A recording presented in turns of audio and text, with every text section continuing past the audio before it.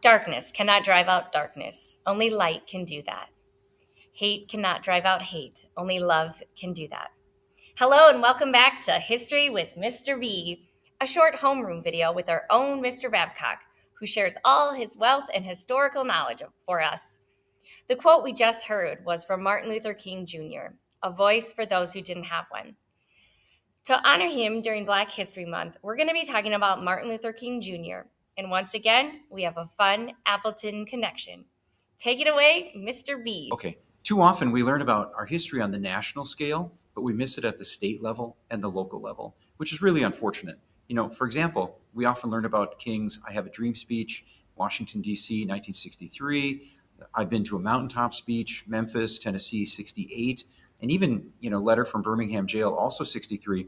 But we rarely, if ever, learn about his visits and speeches in Wisconsin, including the Fox Valley. Yeah, that's right.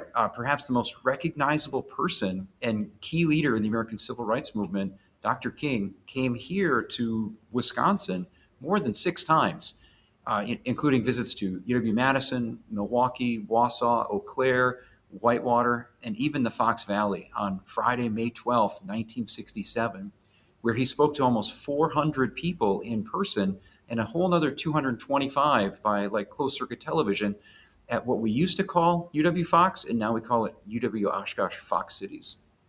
But before we get to that, we need to remember that our community, like many others throughout the state and the Midwest and the Northwest of our country, starting in the late 1800s, they were called sundown towns. And what that meant, if you don't know what that meant that people who were not white are not allowed to live or even reside in those communities. In fact, the land right across from our school, the land that became Appleton High School, the neighborhood across from Appleton High, now Appleton West, was limited to white residents and landowners well into the 20th century.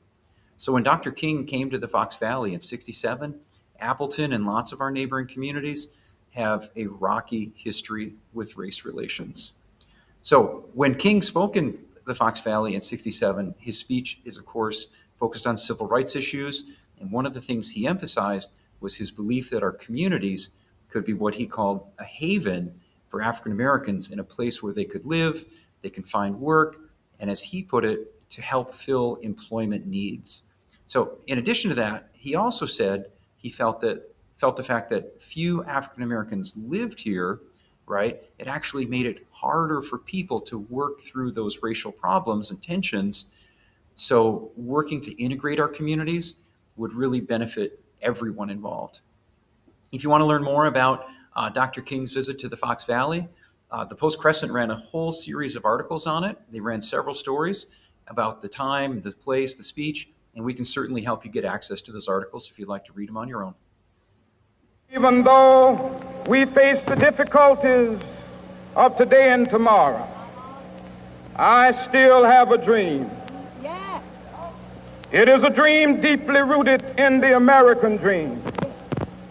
I have a dream that one day this nation...